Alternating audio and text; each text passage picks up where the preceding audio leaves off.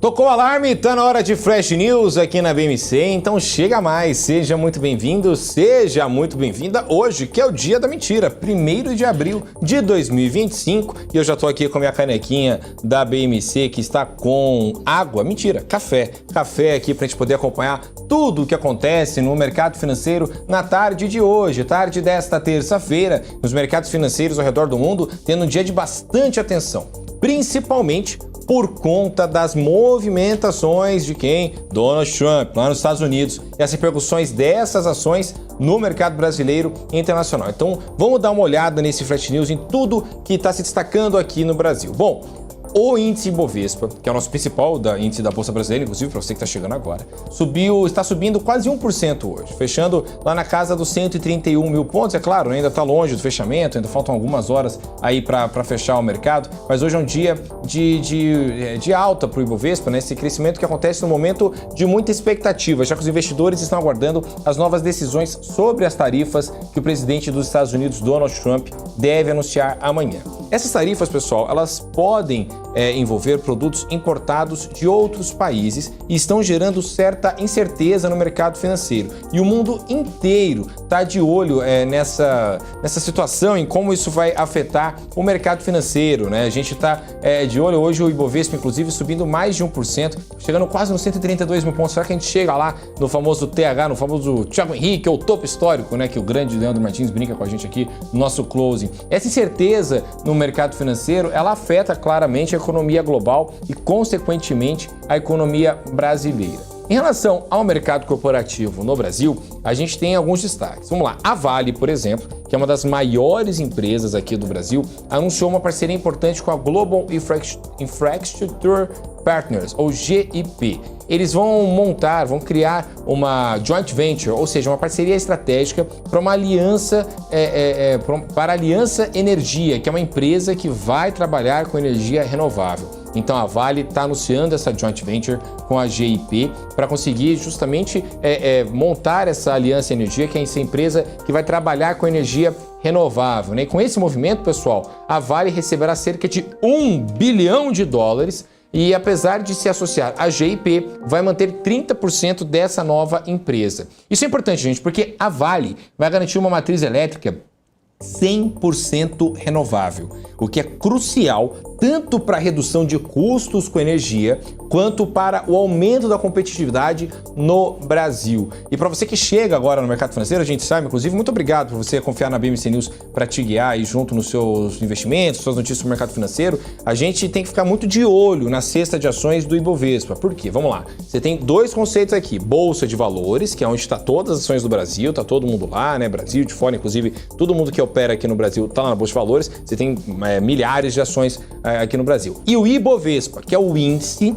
da Bolsa de Valores do Brasil. O que é esse Ibovespa? O Ibovespa, né, para você que está chegando agora, que achava que tudo era a mesma coisa, não é. Na verdade, é uma cesta de ações que pegam as ações com maior valor de mercado, ou seja, maior volume de negociação, e aí isso representa o quanto que nosso mercado está indo bem ou mal no dia, né? E dentre todas as ações do Brasil, as duas com maior peso, Vale e Petrobras. Por isso que toda vez que você chegar num jornal ou em qualquer local, tanto impresso quanto TV, enfim, e você olhar lá alguma notícia sobre Vale ou Petrobras, principalmente quando é desse tamanho em relação à redução de custos da Vale, energia renovável e tudo mais, isso geralmente tem um impacto muito positivo no Ibovespa, porque o volume de negociação em relação à Vale é muito alto e isso, obviamente, movimenta todo o índice. Agora, falando um pouquinho sobre o mercado internacional. Quando a gente fala para o cenário, olhando lá para o cenário internacional, lá nos Estados Unidos, os mercados estão um pouco mais tensos. Já que o governo norte-americano está planejando aumentar as tarifas sobre veículos e também seus componentes importados.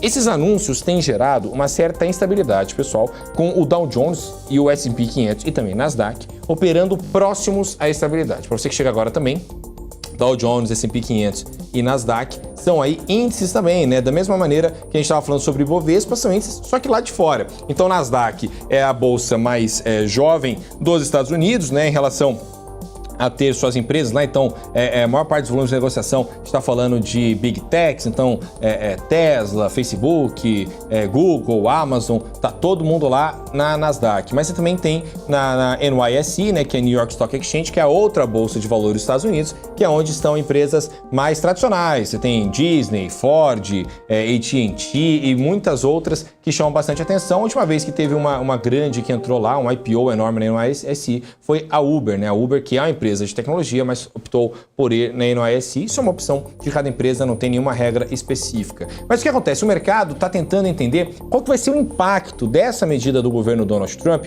que pode afetar tanto empresas norte-americanas quanto empresas estrangeiras, como montadoras, exemplo, Toyota, Honda e Volkswagen, né? Então são montadoras que representam uma boa fatia de todo esse mercado e que devem ter uma mudança aí com essas tarifas de Donald Trump. Já falando na Ásia, por outro lado, a gente teve uma recuperação nos mercados depois de quedas nos dias anteriores. O Nikkei, que é o índice japonês, subiu 0,3%. Já o Hang Seng de Hong Kong teve um aumento também de 0,3%, e a Coreia do Sul viu um avanço bem significativo de quase 2% hoje, de 1,9%.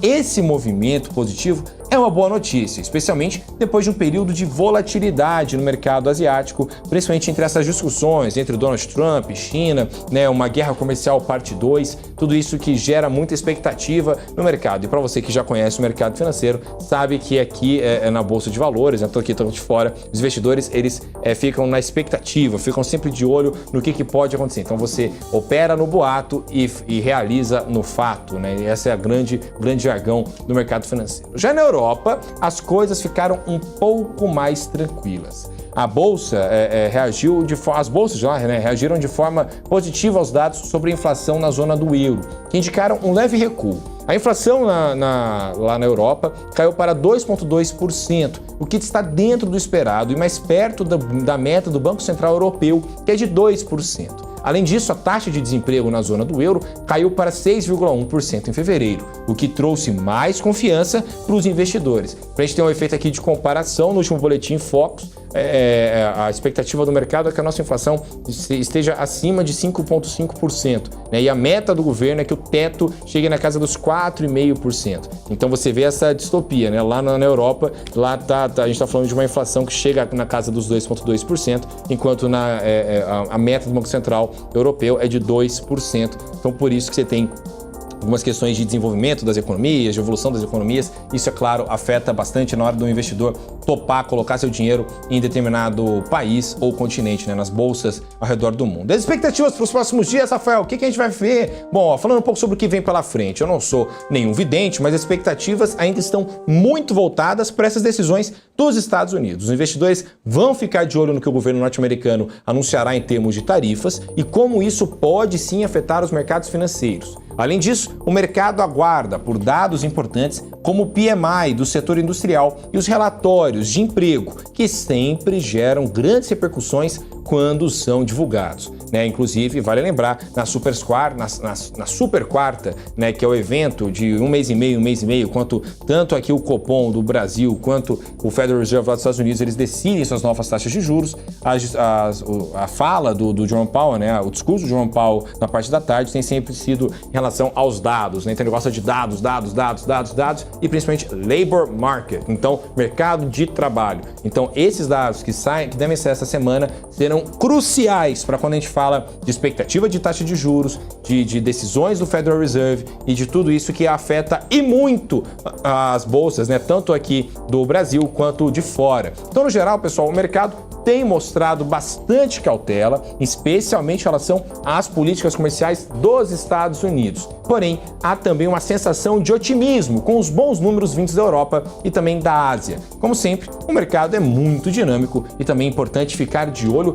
nas próximas movimentações para entender como tudo isso vai se desenrolar. E é por isso que vocês têm que ficar de olho aqui na BMC News, né? Então eu reforço o convite, às 4h30 da tarde estaremos juntos no closing aqui comigo, Rafael Lara, para a gente poder ao vivo acompanhar tudo sobre o mercado financeiro de hoje, né? Como é que cada ação performou e tudo mais. Então você pode chegar, pode mandar sua mensagem, pode participar aqui, se você tiver alguma dúvida, vamos juntos nessa, tá bom? Também estamos nas redes sociais, @bmc.news, TikTok, Twitter, Instagram, Facebook, onde você quiser, e também no portal bmcnews.com.br. Eu vou ficando por aqui, às 4h30 da tarde a gente se vê no closing aqui da BMC. Até mais, pessoal. Tchau, tchau!